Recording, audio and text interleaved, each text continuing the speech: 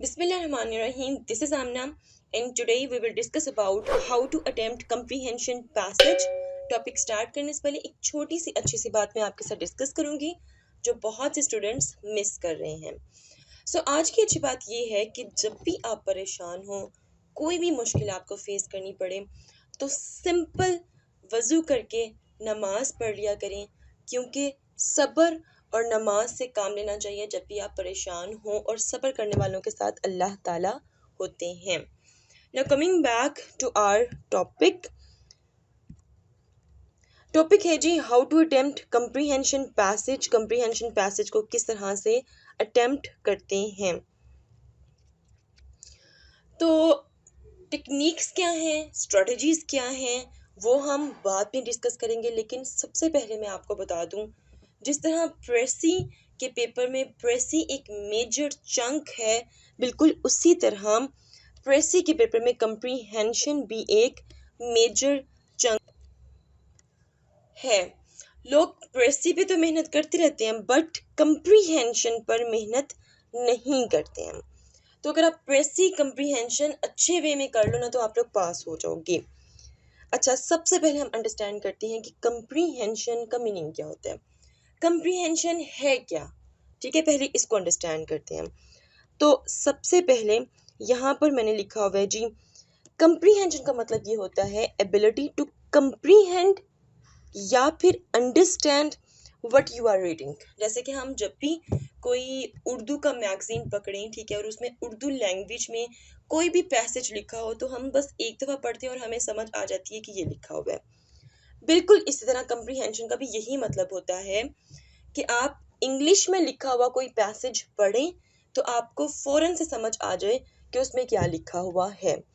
तो इतनी एबिलिटी आपकी होनी चाहिए इंग्लिश लैंग्वेज के लिए कि आप कोई भी बुक उठाएं इंग्लिश की और कोई भी पैसेज पढ़ लें, वो आपको फ़ौरन से समझ आ जाए। तब आप समझें कि आपकी कंप्रीहेंशन कैपेबिलिटी अच्छी है, कि आप किसी पैसेज को कंप्रीहेंड कर सकते हैं, अंडरस्टैंड कर सकते हैं।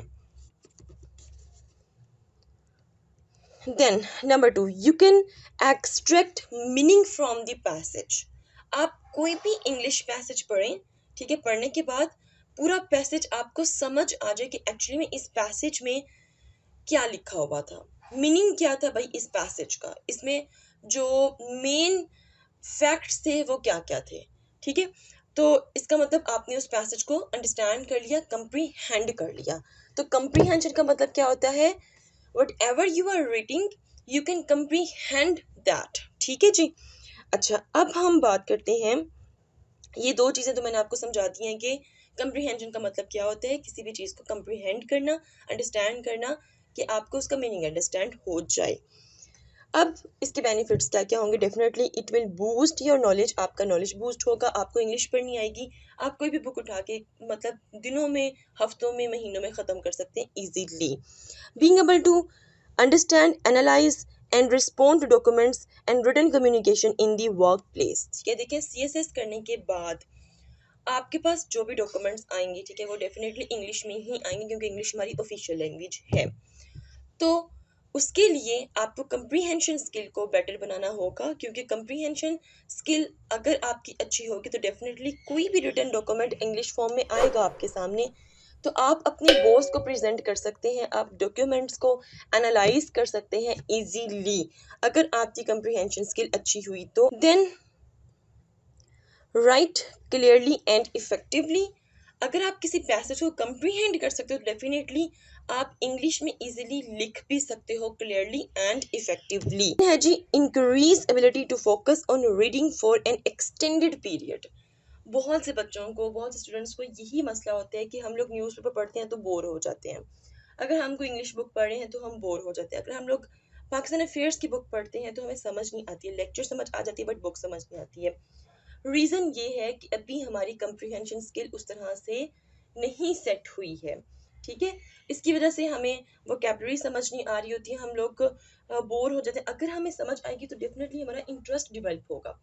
तो अगर आपकी कंप्रीहेंशन स्किल बेहतर होगी तो आप घंटा घंटा भी न्यूज़पेपर पढ़ सकते हो, ओपिनियंस पढ़ सकते हो, डॉन का न्यूज़पेपर पढ़ सकते हो, और बहुत सी बुक्स भी पढ़ सकते हो।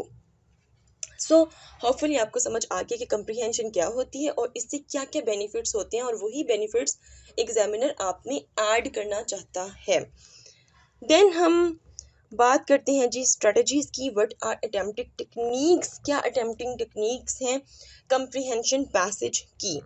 तो ये बहुत इंपॉर्टेंट है, और जिस तरह मैंने सीक्वेंस में लिखा हुआ है उसी तरह जब भी आप प्रैक्टिस करें तो इन्हीं ये जो स्ट्रेटजीज हैं इनको आप जहन में इसी तरह सेव कर लें और इसी तरह पैसेज पढ़ते जाएं और ये सब कुछ करते जाएं।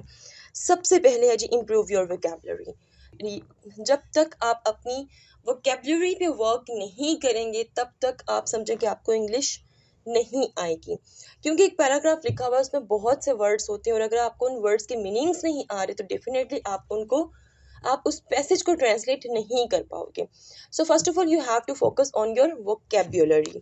देन नंबर 2 आ जाएगा, डोंट रीड क्वेश्चन फर्स्ट। ठीक है, जब भी आप बैठें चाहे एग्जाम में चाहे घर में, क्योंकि प्रैक्टिस तो पहले घर में ही करनी है, तो जब भी कंप्रीहेंशन पैसेज आपके सामने होगा तो आपने फटाफट से क्वेश्चंस नहीं पढ़ने हैं, आपने सबसे पहले पैसेज पढ़ना है। क्योंकि अगर आप लोग क्वेश्चंस पहले पढ़ लेंगे तो उससे क्या होगा कि पैसेज का मीनिंग उस तरह से आप लोग आइडेंटिफाई नहीं कर पाओगे। आप लोग पहले से ही अपने अपने पास से खुद से एस्टिमेट कर लो कि भाई वो वाला जो क्वेश्चन था ना उसका लगता है यही आंसर है। नहीं, ये काम नहीं करना। तो पहले पैसेज आपने रीड करना है। Don't read questions first, read whole passage first. पूरा का पूरा पैसेज पहले पढ़ना, उसके बाद आपने क्वेश्चंस पर आना है। पूरा पैसेज पढ़ना, ये नहीं कि पैसेजेस 3-4 पैसेज पे दिए होते हैं, 2 पैसेज भी दे सकता है आपका एग्जामिनर, तो आपने सारे पैसेज पहले पढ़ लेने हैं। Number 3, come up with questions. जब आप पैसेज पढ़ लो उसके बाद आप क्वेश्चंस पर आ जाएं, देन आप क्वेश्चन पढ़ें। ठीक है। Then number 4, read passage 2 to 3 times. 2 से 3 दफ़ा पैसेज पढ़ें, मतलब पहले आप पैसेज पढ़ लें देन क्वेश्चंस पढ़ लें, उसके बाद फिर से आप 2 से 3 दफ़ा पैसेज पढ़ें ताकि जो मेन आइडिया एग्जामिनर ने उन पैसेजेस में दिए वो आपको समझ आ जाए। Number 5, look for the main idea और की आइडिया। कोशिश करें कि जैसे जैसे आप दोबारा दोबारा पैसेज पढ़ते जा रहे हैं, जो मेन आइडिया एग्जामिनर ने दिया है आप उसको नोट डाउन करते जाएं, उसको अंडरस्टैंड करते जाएं कि भाई इस पूरे पैसेज में मेन आइडिया क्या है। हो सकता है जो एग्जामिनर है उसने टेररिज्म, ठीक है, टेररिज्म पे पूरा का पूरा पैसेज दिया हो। ठीक है, हो सकता है उसने इन्फ्लेशन पे, महंगाई पर दिया हो। ठीक है, या हो सकता है उसने वुमेन एम्पावरमेंट पर दिया हो।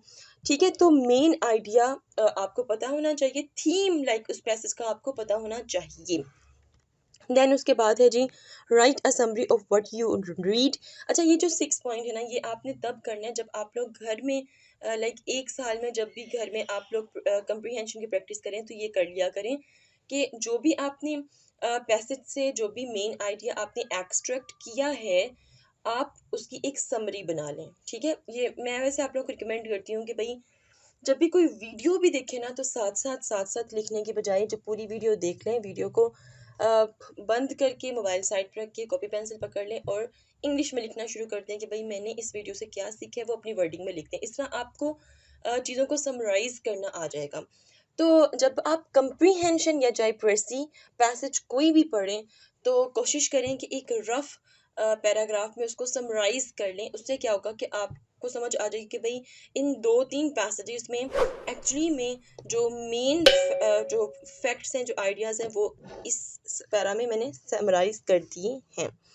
देन है जी break up the reading into smaller sections. Break up the reading into smaller sections, this is very very important.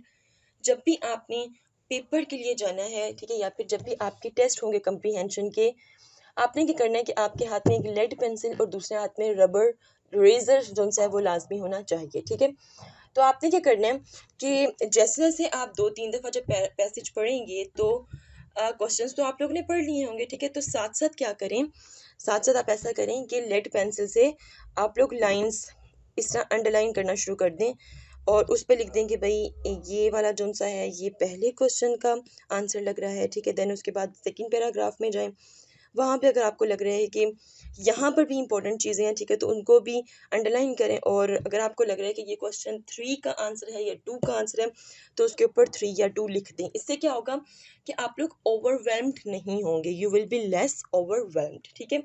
मतलब जब जब आप एक पूरी रीडिंग कर रहे होते हैं, ठीक है, तो आइडियाज़ आपके दिमाग में आ रहे होते हैं, आप ओवरवेल्म होना शुरू होते हैं। जब आप पैराग्राफ्स को सेक्शंस में ब्रेक करना शुरू कर दोगे, ये देखो जब इस तरह नंबरिंग दे दोगे, तो ये आपने क्या किया, आपने ब्रेक कर दिया पैराग्राफ्स को, ठीक है, सेक्शंस उसके बनाना शुरू कर दिए, प्लस आपके आंसर्स भी मिलना शुरू हो गए, प्लस बार बार पैराग्राफ रीड नहीं करना पड़ेगा कि भाई वो आंसर कहाँ पर गया, मैंने वो वहाँ पे पढ़ा था, बट जब अंडरलाइन कर लोगे तो आपको साफ नज़र आ जाएगा।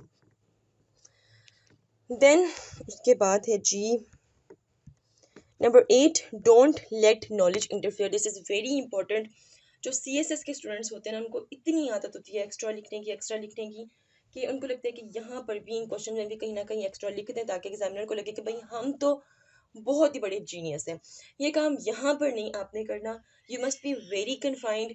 जो पूछे एग्जामिनर ने सिर्फ उसका जवाब दें एंड दैट्स इट, ठीक है। एक्स्ट्रा यहाँ पर लिखने की ज़रूरत नहीं है, पर्सनल ओपिनियंस देने की ज़रूरत नहीं है। अगर आपका एग्जामिनर पैसेज में ये लिखे कि सुबह 10 बजे रात हो जाती है, तो आप लोग लिख दो आंसर में कि हाँ सुबह 10 बजे रात हो जाती है। अपना ओपिनियन ना दो कि नहीं भाई ये गलत है, ठीक है। समझ आ गई है? ये जो मैंने अभी सेंटेंस बोला, ये आपको ये बताने की कोशिश की है कि भाई अपना पर्सनल ओपिनियन नहीं देना।